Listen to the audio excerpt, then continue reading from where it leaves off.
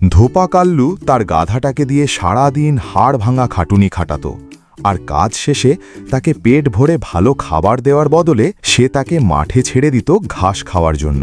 একদিন গাধাটা মনে মনে ভাবল, সারা দিন কাজ করার পর যদি আমাকে মাঠের ঘাসই খেতে হয়, তাহলে ধোপা কাল্লুর হয়ে এত খাটুনির লাভ কি? তার চেয়ে ভালো আমি এখান থেকে পালিয়ে কোনো বনে চলে যাই, সেখানে অন্তত বিনামূল্যে খাবার পাবো আর কোনো কাজও করতে হবে না। হ্যাঁ, এটাই ঠিক। সে বনের উদ্দেশ্যে রওনা হলো। বনের ভেতর পৌঁছে সে তো অবাক। সে দেখল যে বনের পশু পাখিরা দিক বিদিক জ্ঞান শূন্য হয়ে এদিক ওদিক ছুটোছুটি করছে। সে একটি দৌড়ে যাওয়া খরগোশকে থামিয়ে জিজ্ঞেস করল, কি হয়েছে খরগোশ ভাই, সবাই এভাবে দৌড়াচ্ছে কেন? পাশের বনের সিংহ আমাদের সিংহ রাজার সাথে লড়াই করতে এসেছে। লড়াইয়ের পর দুজনেই ক্লান্ত আর ক্ষুধার্ত হয়ে পড়বে। বনের পশু পাখিরা কেউই এখন নিরাপদ নয়। কে জানে তারা কাকে শিকার করে গিলে খাবে। ও, আমি তো দেখছি একদম ভুল সময় এখানে চলে এসেছি। আমার এখনই ফিরে যাওয়া উচিত।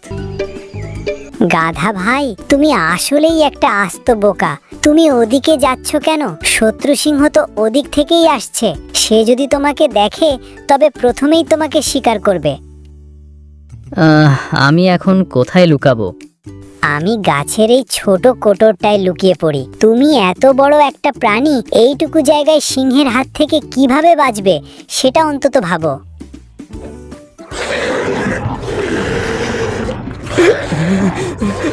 মনে হচ্ছে আজ আমার মরণ নিশ্চিত। এর চেয়ে তো আমার মালিক কাল্লুর ওখানেই ভালো ছিলাম। ও, তাহলে ওই হলো পাশের বনের সিংহ। ভালোই হয়েছে যে সে মারা গেছে। হ্যাঁ, এখন আমরা অন্তত কিছুদিন নির্ভয়ে বাঁচতে পারবো। আমি এখন কি করি? এখন যদি বন থেকে বেরোতে যাই তবে বিজয়ী সিংহটি আমাকে মেরে ফেলতে পারে, আর বনে থাকলে হায়না, শেয়াল বা চিতার মতো হিংস্র প্রাণীরা আমাকে মেরে ফেলবে। আমি কি করব? কিভাবে নিজেকে বাঁচাবো? আরে হ্যাঁ, সিংহটা তো মরে গেছে। আমি কেন ওর গায়ের চামড়াটা ছাড়িয়ে নিজে পড়ে নিচ্ছি না? তাহলে সবাই ভাববে আমিই সিংহ, কেউ আমার কাছে আসার সাহস পাবে না, আর আমি বেঁচে যাব। বাহ, এখন আমাকে পুরো সিংহের মতো দেখাচ্ছে। আমার খুব খিদে পেয়েছে। এখন কি করি? ওই তো ওখানে অনেক সবুজ ঘাস দেখা যাচ্ছে। গাধাটি বনের ঘাস খেতে শুরু করলো। ঘাস খেতে খেতে সে অনেক দূর চলে গেল। হঠাৎ সে একটা শব্দ শুনতে পেল। সে বেশ নার্ভাস হয়ে ওপরের দিকে তাকালো। সে ভয় পেয়ে গেল। সে দেখল একটি খরগোশ, একটি হরিণ, একটি নীল গরু, একটি জিরাফ, একটি হাতি আর একটি বানর দূর থেকে ভয়ে ভয়ে তার দিকে তাকিয়ে আছে। বানরটি কোনো মতে সাহস জুটিয়ে বলল, সিংহ মশাই, আপনি ঘাস খাচ্ছেন? হ্যাঁ, আমি ভাবলাম আজ থেকে আমি শুধু নিরামিষ খাবারই খাবো। সেটা তো খুবই ভালো কথা, কিন্তু হঠাৎ এই পরিবর্তন কেন সিংহ মশাই? তোমাদের বনের সিংহ তো মারা গেছে, আর তোমরা কেউই তার জন্য একটুও দুঃখ পেলে না, কারণ সে বেঁচে থাকলে আমাদের সবাইকে মেরে ফেলতো। ঠিক এই কারণেই আমি ভাবলাম আজ থেকে আমিও তোমাদের মতো শুধু নিরামিষ খাবার খাবো। আমি সবার বন্ধু হব এবং সবাইকে রক্ষা করব। আপনি কি সত্যি বলছেন সিংহ মশাই? অবশ্যই, আজ থেকে তোমরা আর কখনোই আমাকে মাংস খেতে দেখবে না। তা যদি হয় তাহলে আপনার কষ্ট করে এই ঘাসের জমিতে আসার কোনো দরকার নেই সিংহ মশাই। আমরা নিজেরাই আপনার জন্য সবুজ তাজা ঘাস আর মিষ্টি মিষ্টি ফল নিয়ে আসব। আপনি যদি আমাদের জন্য মাংস খাওয়া ছেড়ে দিতে পারেন, আমরা কি আপনার জন্য এইটুকুও করতে পারবো না? সিংহ রাজা তো মারা গেছে, আর এরা আমাকে সিংহ ভেবে সেবা করতে চাইছে। এতে খারাপ কি? ধোপা কাল্লুর তো অনেক সেবা করেছি, বিনিময়ে কি পেয়েছি? এখানে অন্তত রাজকীয়ভাবে তাজা ঘাস আর মিষ্টি ফল খেতে পারবো। আজ থেকে আমি এই বনের রাজা। সিংহের ছদ্মবেশে গাধাটি সেই সিংহের খালি গুহায় বসবাস করতে শুরু করল। সে প্রতিদিন নিয়ম করে টাটকা ঘাস আর মিষ্টি ফল পেতে লাগল। সে মন ভরে খাওয়া দাওয়া করত।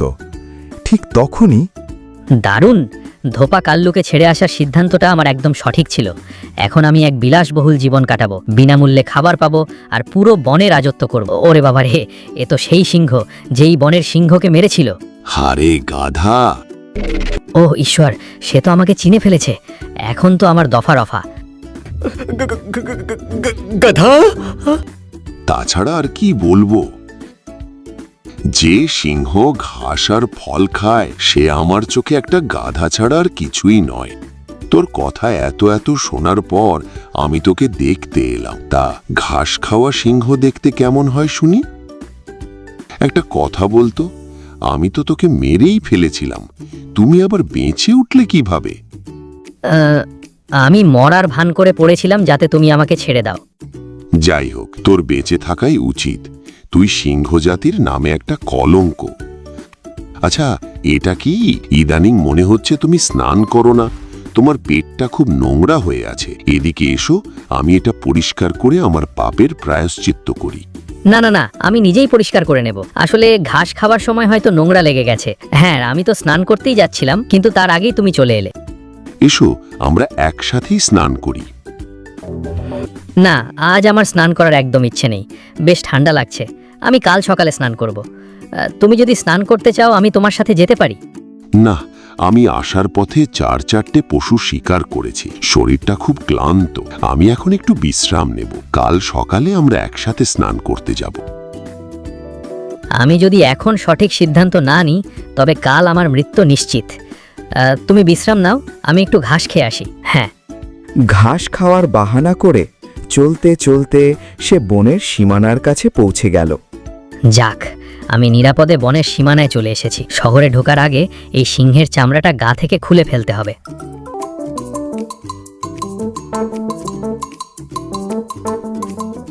আরে আমার প্রিয় গাধা, তুমি কোথায় চলে গিয়েছিলে? এতগুলো দিন ধরে এক নাগারে কাপড়ের বোঝা বইতে বইতে আমি ক্লান্ত হয়ে পড়েছি। আমি এখন বুঝতে পারছি তুমি আমার জন্য কতটা খাটতে। এখন থেকে তুমি যখনই কাজ শেষ করে ফিরবে, আমি আগে তোমাকে পেট ভরে ভালো খাবার দেব, তারপর নিজে খাবো। আমার লক্ষ্মী গাধাটা ফিরে এসেছে। বাহ, এখান থেকে চলে যাওয়ার এবং বন থেকে আবার ফিরে আসার আমার দুটো সিদ্ধান্তই একদম সঠিক ছিল। আমার জীবনটা এখন পুরোপুরি বদলে গেছে।